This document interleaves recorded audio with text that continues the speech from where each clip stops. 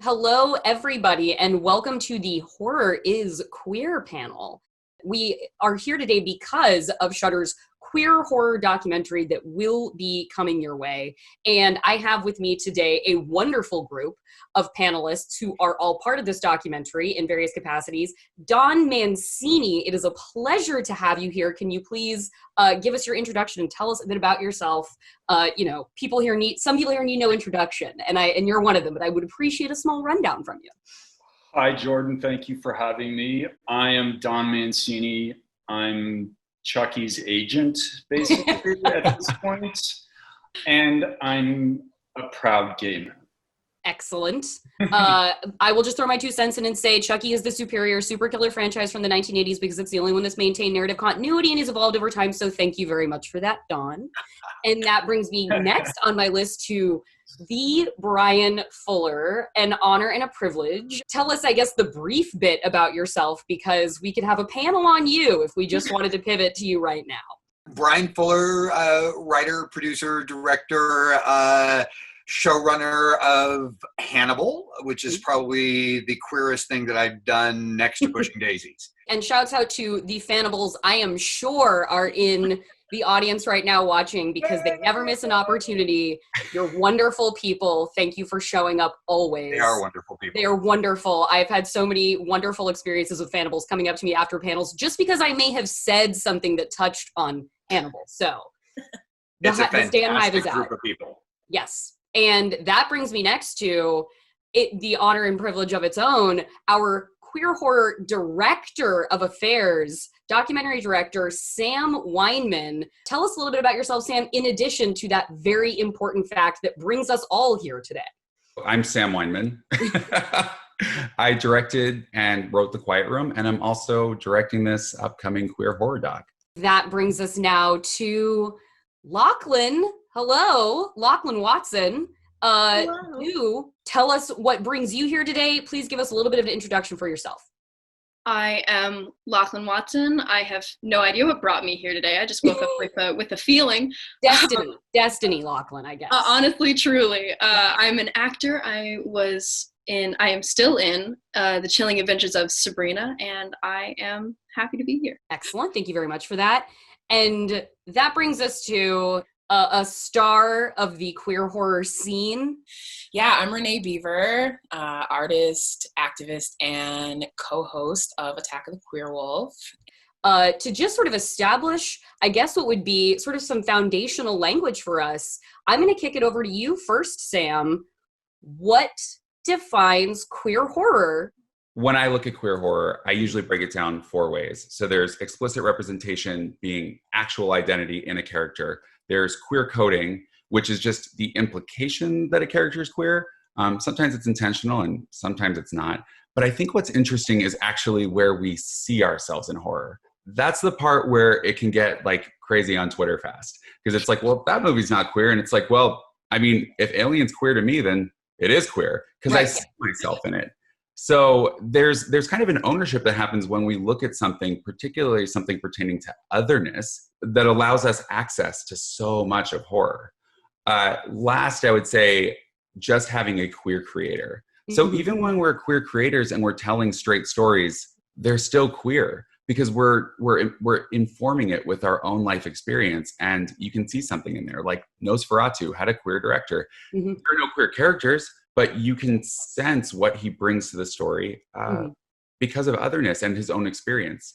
I think, as Sam was saying, in my case, like the first 3 Chucky movies, there was nothing explicitly queer in those films. In retrospect, certainly, I would say, look, I think that it is informed.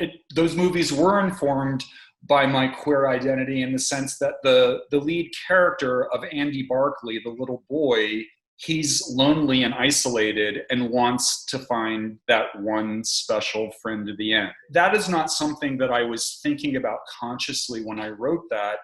But then years pass and you go back and think, what were my motivations? Why did I make that character fatherless? I didn't think about it at the time, but nowadays I think it probably had a lot to do with my very conflicted, relationship with my own dad.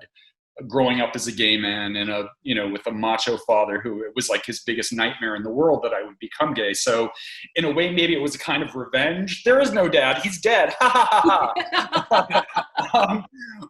But I think that, the loneliness, I think, definitely was autobiographical. Then when we got to Bride of Chucky, I think that's where I first started consciously trying to gay it up. I had an explicitly gay character. I cast Jennifer Tilly and Alexis Arquette and John Ritter, various people who had connections to gay culture. Mm-hmm. And I think, and from then on, we've just gotten gayer and gayer and gayer. But since Bride, it really has been a conscious thing for me to want to make my franchise be a specifically gay thing. Yeah. Actually, Nate, this was something I wanted to direct to you as well, because as a Queerwolf host, you guys are, it's a movie per episode. You guys are talking with a guest or amongst yourselves about like queer readings of horror films. And that can be such an expansive topic, and it can be teasing out things that were so subcutaneous and pulling them to the surface that maybe, the general listener hadn't considered, or the deeply queer ones had been like, yes, this is what I've been thinking the whole time. So I wanted to hear from your experience in like talking through movies for hours and hours, specifically to examine through this lens, what you've sort of unearthed about queer readings and things across the spectrum of people that you've been having these conversations with. Yeah, well, I think first of all, if queer and or trans folks want or do see themselves in something, then it's ours, period. Mm-hmm. I think like any community who is marginalized and experiences the death rates and the death threats that we do, like mm-hmm. we are absolutely 100% allowed to find ourselves wherever we can. Anyone who has a problem with that, first of all, that tells us something about them. Mm-hmm. Second of all, they should truly be honored that we would be able to see our magnificent and brilliant selves anywhere in their work. And so I think because horror is really just this like a playground for the imagination, and queer folks are so used to trying to see things outside of the little box they're given, or mm-hmm. see things outside of these like made up set of rules mm-hmm. that they've been given to behave by.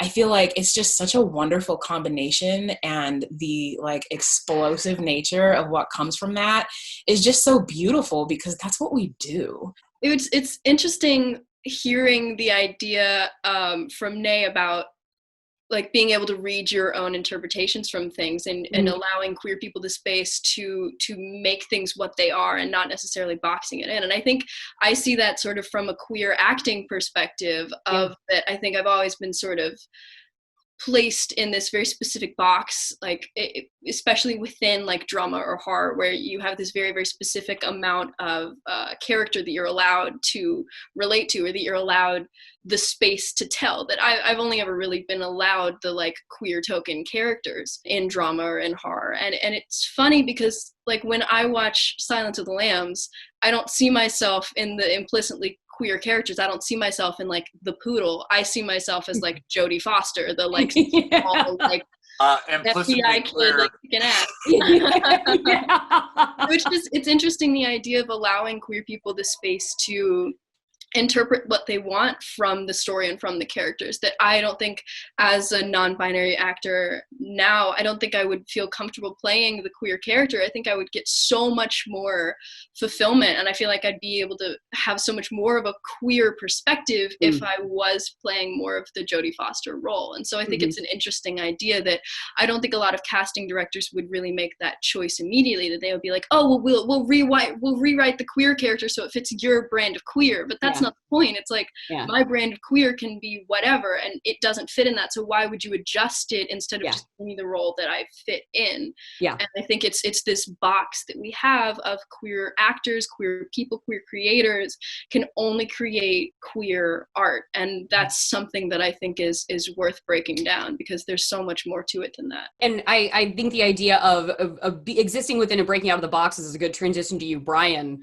who I mean, your television plays strictly by its own rules. Besides the point of like the literal aspects of where Hannibal is queer, there is a sensibility that comes through that where it's like, gosh, a straight person just feels like they couldn't have made this. And from like the first look and from the dinner tables and from the preparation of the meals, the consideration and the meticulousness and the artistry, like I guess I just wanted to hear from you about sort of pushing outside that box. Well, it's interesting coming off of what Nay and Lachlan were both saying in terms of how we project ourselves onto material. And I think with Hannibal in particular, I didn't start out wanting to tell a queer story between Will Graham and Hannibal Lecter. I wanted to tell a story that was about how straight men fall in love with each other and explore that. And it was interesting because I think once you share with the community and once you have people tapping into what you're trying to say, they're going to be projecting a certain queerness on it. And there was certainly a dynamic with the Hannibals where they were projecting a queerness on Will and Hannibal's relationship that I wasn't consciously tapping into early on, because I was like, oh, this is about how straight men fall in love.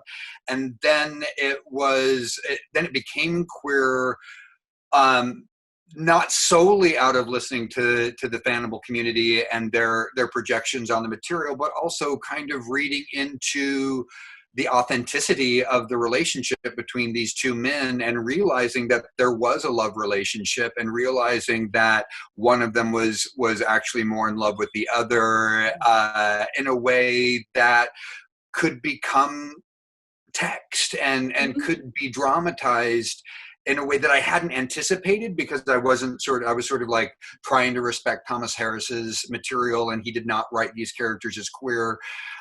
So it felt like I was just trying to be respectful, but then the material, the actors, the community receiving the show all spoke to the queerness of it, and it was hard to ignore. And it was like, well, yeah, I guess that's what it was in the attempt to try to be as authentic as possible. What came through that authenticity was a queerness. It wasn't an agenda. It wasn't something that I necessarily set out to do in design, but it was something that was adapted because it felt genuine for the characters. So I let the characters tell me and the writing staff what they wanted to be, and they said, we're queer.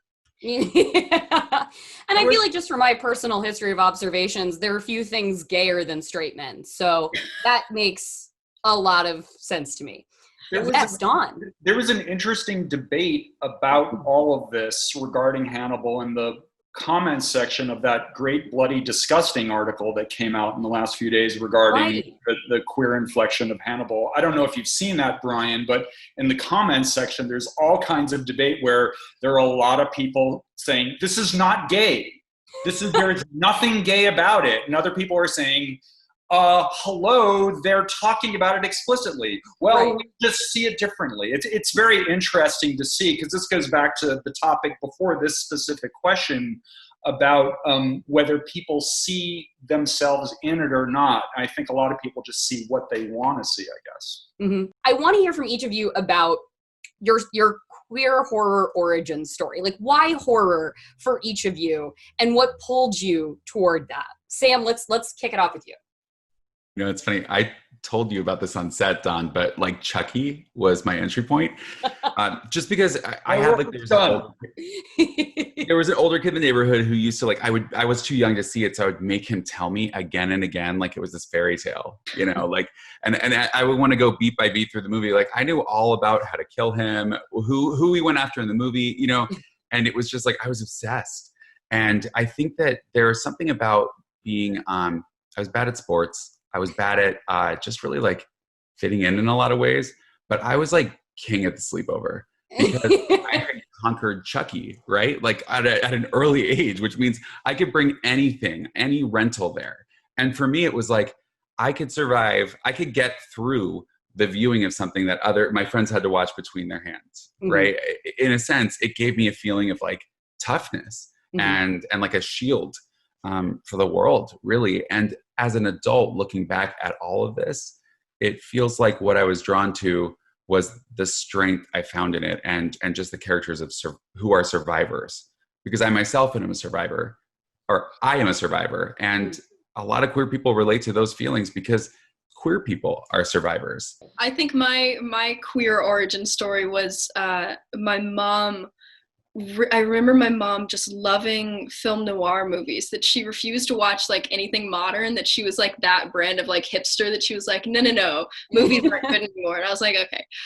But I remember watching all of these old film noir movies. And so I feel like my horror start was watching like the old Frankensteins and watching the old Dracula and all of these, like Godzilla. Like I remember leaving Godzilla in the middle of the movie because I was like 9 and I was watching at the art museum and I was like, this is really stressful. But I go back and watch it now and I'm like, oh, it represented so much more to me at the time. And I've done a lot of thinking on how that may have affected me and how it may have affected my queer identity to watch all of these very queer coded villains from so far back that was relatively before my time, and being like, wow, if this was how it was back then, like how can I get out of that now? Like how can I be in this industry and how can I like be a queer person in the world and avoid that? Like I think it had this really ingrained idea in my, like watching like Dracula be the only one on the poster with like makeup on, and then being like the little 13-year-old like putting on lipstick and like finding my queer self within makeup, and then being like,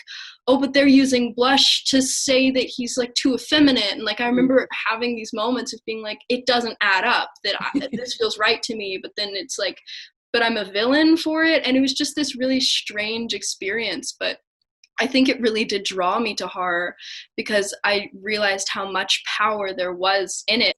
As far as I know, the first horror movie I remember watching was Halloween in my grandma's bedroom. It was on like TNT. I've got my finger on the return button in case anyone walks in. My heart was like racing the whole time because I know I'm not supposed to be watching this. And I feel like it was so very important for me to disobey rules as a child.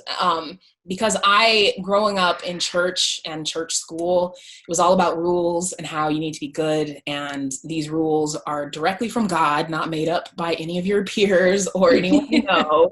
So they must be obeyed. And I was also taught that once Jesus Christ comes back, all of the Christians get to watch your whole life on a screen and everyone's going to know every single thing you did. So I was very hesitant to break rules, but I was always looking for these kind of like safe ways to rebel. And watching things I wasn't supposed to watch was pretty safe. Like it wasn't drinking, it wasn't sex. There weren't like a lot of like other consequences that could pop up. I didn't even feel safe to come out as a queer person until I was 25. So like I started really early trying to find ways to do the wrong thing that were still like pretty safe. And I think that's all part of like what we go through I should speak from like what I went through trying to like figure out my own sexuality or my own gender, and being like, I've always been taught that these feelings are wrong, that if I feel these things, I'm actually going to go to hell for it. And it was very hard to, even to this day, to be like, where's that feeling of shame coming from? Oh my God, it's from like some rule I don't even believe in anymore. And having to like really change the narrative about yourself that you have been saying for however long, because it's not even true anymore. And I definitely think horror did that for me at a really early age. My queer horror origin story probably began with Dark Shadows. I was enthralled from the get, and specifically I identified with the young boy character, David Collins. And of course, if you're familiar with Dark Shadows, they get into this kind of turn of the screw relationship between David Collins and Quentin, who is this brooding, dark, hairy, hot man. And I didn't know exactly what was going on, but I knew I was fascinated by that. And then in terms of movies, when just a few years later, my first R-rated movie, my dad, the dad that I wrote out of Child's Play, he took me to see The Omen. The same year Carrie came out, my second R-rated movie, totally enthralled. In retrospect, I realized what all of these things have in common. These are characters, kids who feel powerless, but they are unable to enact supernatural revenge on their enemies. And I think that that is something that really appealed to me, mostly unconsciously, but increasingly consciously, even through my teenage years. I sort of saw them as stand-ins for myself, as, the bullied gay kid who gets bloody revenge, powerful revenge on those who have tormented me. So I think that that's stuck with me my whole life. I grew up in a very violent home with a very physically and verbally abusive father. So there was something interesting about going to horror movies or seeing people in danger in horror movies, because I felt like a level of threat every day just by being in a house with like a violent, ignorant, racist man. And so there was something about the acknowledgement of being in danger or feeling a threat that felt genuine or authentic. And so it felt like it was something that I immediately understood the circumstances that the characters were in.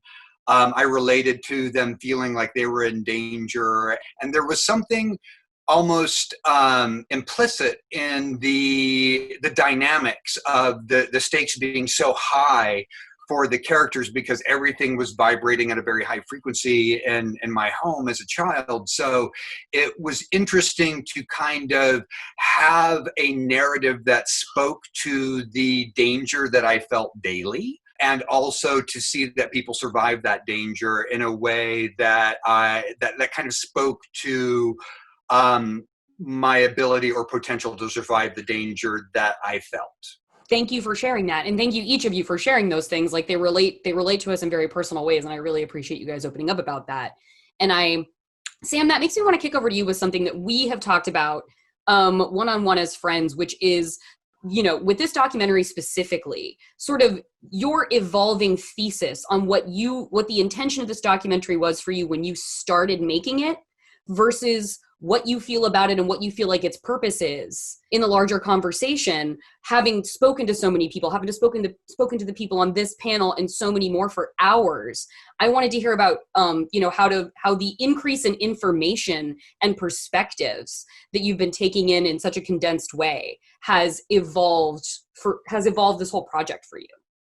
Yeah. When I went into this, I went in with a very narrow perspective, or at least it feels like that now. I mean, because I approached it from the perspective that I'm in. From my background and where I see myself, and why don't I have the type of representation that I want to see?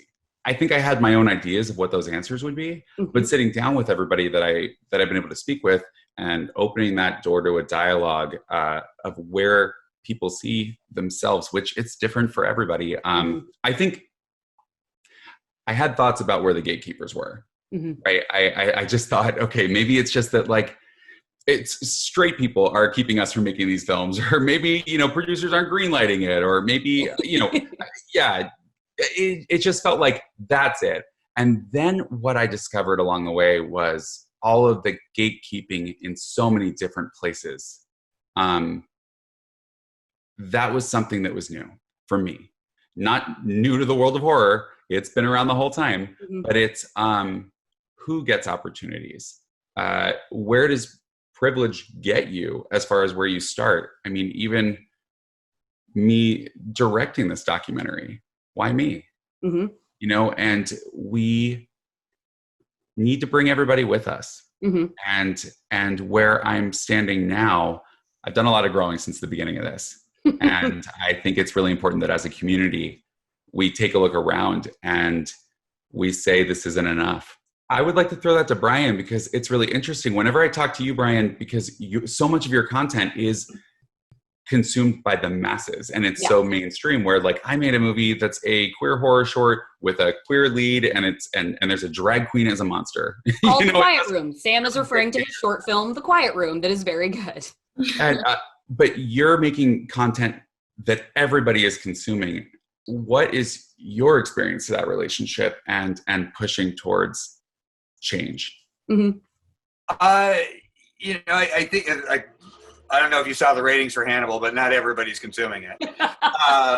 I think as an artist, and I see myself as an artist first, that I have to be able to connect to the material in a way that feels authentic. Otherwise, when I'm sitting at my computer trying to, craft alternative scenarios when the world is on fire, it all feels pretty empty. So I think all that we can do as artists is speak to our truth, what inspires us and what resonates with us for whatever reason. And if you're not doing that, if you're sort of like approaching story from the outside in about what you think the audience wants, as opposed to what you want as an audience member and what you want to generate as an artist, I think those are the big considerations. I think the Child's Play franchise has hit such a big target with the audience, and then use that large target to bring in other ideas. Like when you look at Seed of Chucky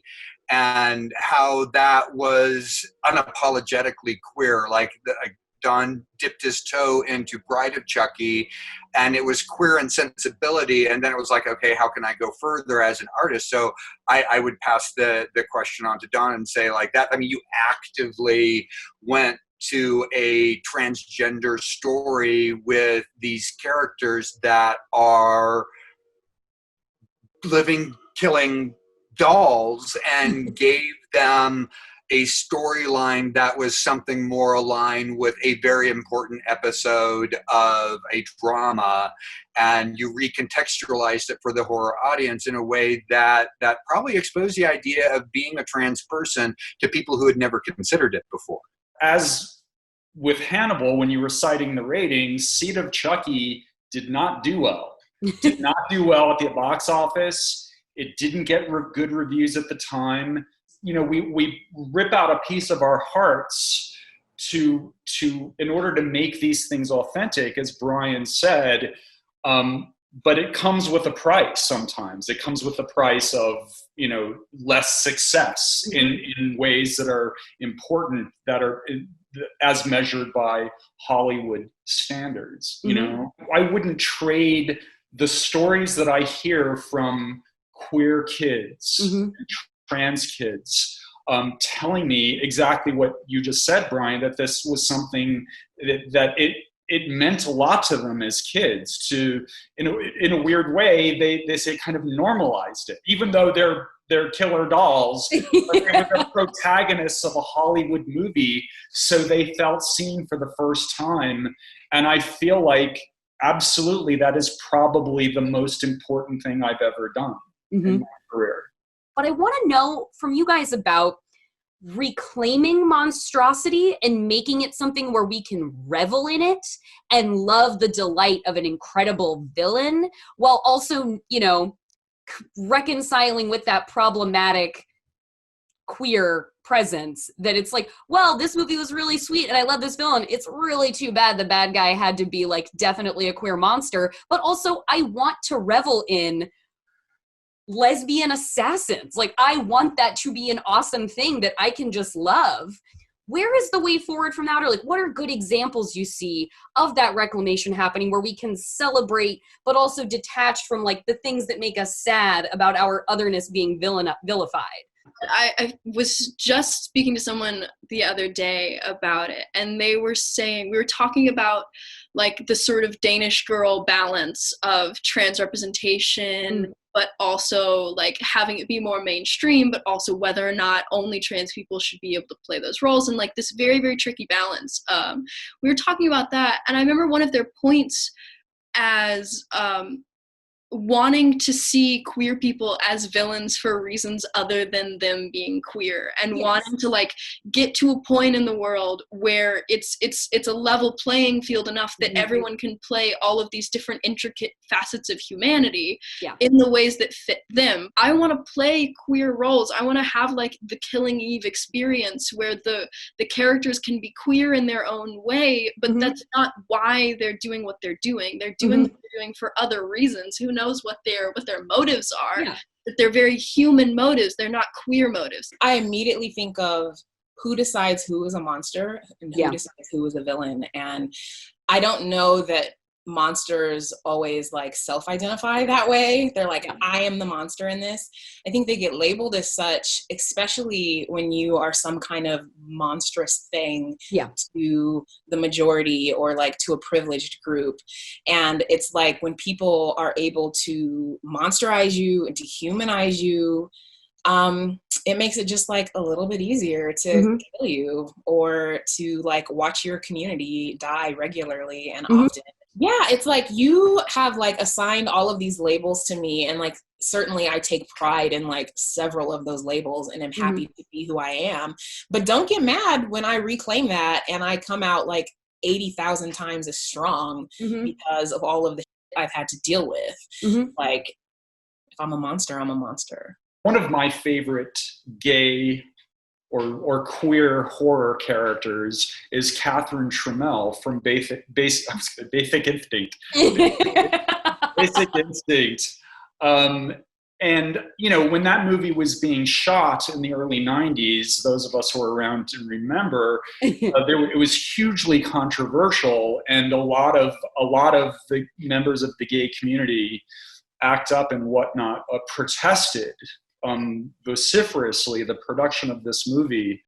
I actually thought that was ultimately misguided in a way, because I think that part of Catherine Trammell's power is her bisexuality. You know, so often a villain, and Hannibal is a great example, his sexuality is one of the weapons in his stock. And the fact that Catherine Trammell can use that aspect of herself, of her personality, to win, you know, regardless of gender. I think that's a really appealing concept. She's also preying on white straight guys who have it coming. So, you know, we don't have to dance around that. And I think part of the reason that some of these villains pop and alarm, and it is divisive, and they are problematic favorites, is that on one hand, you know, just the tenets of drama are characters who are proactive, who take action to achieve their wants. And what we see with these queer villains are people who've had enough of whatever and are taking action because they're not going to take your shit anymore. And here's an ice pick. Or here's a straight edge razor, or, you know, here's your skin coming off your back and I'm going to wear it. You know, I'm torn about all of them because on one hand, when I watch Dressed to Kill, I realize that Bobby is the closest representative that I have as a character in that movie as a gay man. But I also realize that even though I'm able to break it down and go like, okay, she's not a trans character, she is a manifestation of a dissociative identity disorder. And that's one sort of perception that I can rationalize for myself, but I would be an irresponsible member of the community if I didn't then say, people will use that to enact violence. And as Nate has said, Bobby's a bad bitch. And I love her for that, but I also recognize how it's problematic. It's sort of like, you know, this song, Baby It's Cold Outside. You know, if you do not read into that a sort of history of systemic kind of masculine oppression of feminine and date rape culture, that's fine, but you have to respect the people who do, and they'll play it at your Christmas party. Sam, did you have an add-on there? Did you want to build? Yes, because I think that when we're navigating the waters of queer horror, we have to keep in mind that two things can be true at the same time. When looking back, something I can feel totally seen by Sleepaway Camp Part 2, and somebody else can feel like that was an attack or wasn't the right depiction of them. And also somebody from the outside in can take that and run with it and use that as a way to enact violence. So just because I'm present in it doesn't make it okay, or that I find myself in it doesn't make it, the one true answer, or the other way around. It's just, we have to remember in this conversation that both can be true. And on the note of Sleepaway Camp 2, still love it because he just kills everybody that sucks. And as a queer person, I want to watch movies where everybody who sucks dies. We get to watch them all die, right? And there's something about that maybe as a straight person watching, it's like, oh God, the monster. But for me, it's delightful and long overdue. And I will watch Sleepaway Camp 2 again and again because Angela will own her identity and she will take out all of those Reagan-era monsters who tortured me growing up. I will always just defer to trans folks. If trans folks are like XYZ, I'm like, okay, yes, XYZ. Like that's it, period. Like I have to listen. And so if a trans person or like lots of trans folks were ever like, let's never watch this movie ever again, I would be like, okay, I hear you. Like that's up to you. It doesn't matter that I personally like love that she kills everybody and that feels satisfying to me. I'm always going to defer to the people whose livelihoods are actually affected by that, I wanted to hear from you guys about sort of possibility and why now feels like such a hot moment. And maybe I'm wrong about thinking that it is, but it really does. And it's why this documentary is coming, and it's why it's been greenlit and why it's happening. I think from the baby perspective, we can go in chronological order here if you want. But I feel like you're 25, Dawn. You watched Dark Shadows on Netflix. You're 25. Right. Yeah. I feel like I have such an overwhelming feeling of pride that I exist in the world now and that I am sort of doing what I'm doing when I'm doing it. You have revolutionary pieces like Jordan Peele, and you have all of these like very, very interesting reboots and retellings of things like Sabrina, like how we took a very old story and flipped it and made it as queer as humanly possible. That I feel like now is the time to be doing that. Right now, a lot of it is happening because people are like, oh, there's an audience for that? And like an audience is a thing? Whereas the audience wasn't a thing before.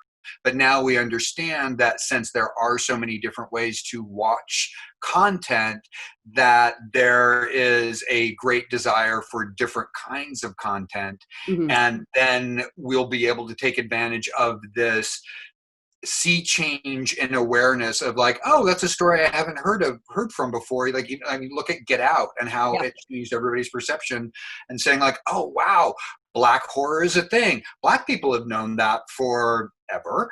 And white people are now able to go like, oh, I see they're able to do something that Black people have always been doing, which is see themselves in characters that don't look like them. And now we're seeing a little bit of that with people who are kind of the traditional heteronormative audience being able to see queer people, see Black people, and see themselves in the humanity of those characters as opposed to the demographic of queerness or people of colorness in a way that I think is just going to generate even more opportunities for non-white heterosexual storytellers to have a place at the table, just because everybody's going to be looking for stories coming at different angles. I think that now there's a realization from the mainstream that we are ready for more, that there is an audience, that there are so many people out there, and especially with the amount of platforms that we have to consume content, that there is a demand. We've known that the demand's there, but now I think there's a cultural awareness that we want to see work that reflects the world that we live in. The time to fight, the time to try, the time to create is always now. Pedal to the metal, put your foot on the gas, let's go.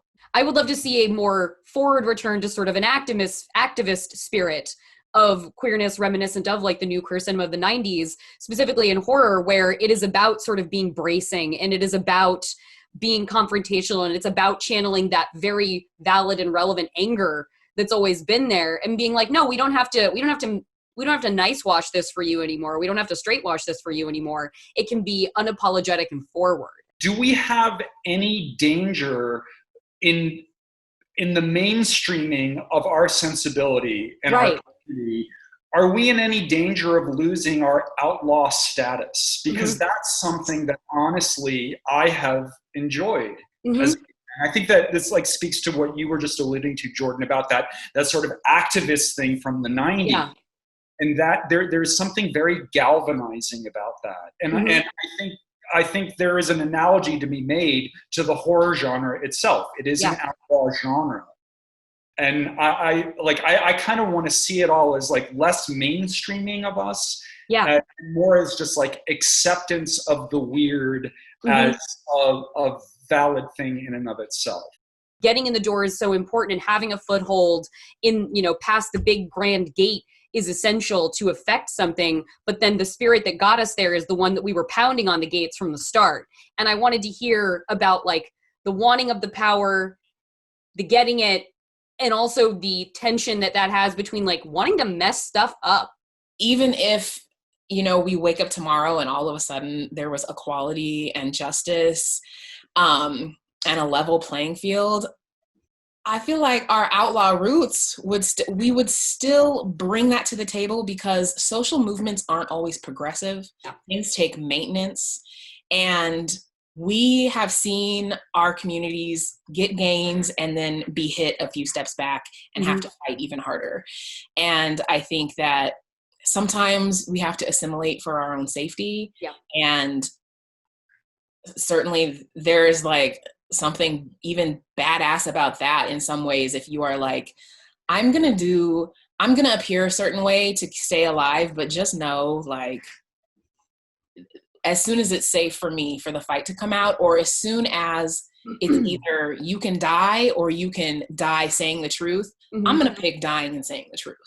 Following that is like why I even talk, because you said it so well, and it's so much better than where I want to go with that. What I do want to point out is it's really interesting having you bring it up, Don, because Seed of Chucky was so weird and other, not just queer because of Glenda, but queer in its sensibility, in every aspect of it. It's so different. That's what I want. I loved it, and it spoke to me because you hit the gas on weird. You killed Britney Spears in that movie. Yay. You know what I mean? Like it didn't hold back, and that inspired me as a filmmaker to not hold back. Sam, I couldn't be prouder to have helped create you. Yeah, thanks for that, Don.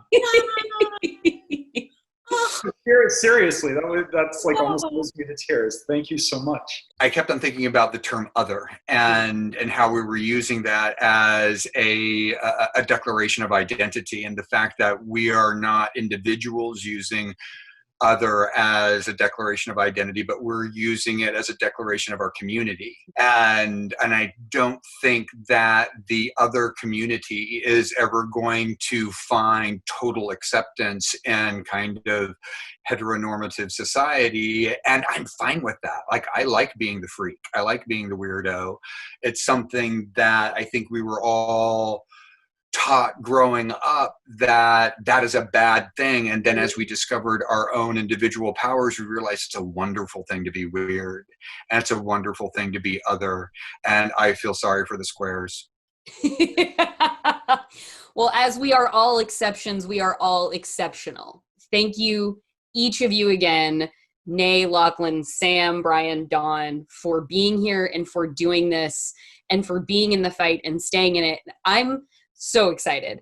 I'm so excited about today. I'm so excited about us. I'm so excited about all of it and for what we're capable of and what we will do going forward as the community of others. So thank you so much, guys, for participating today.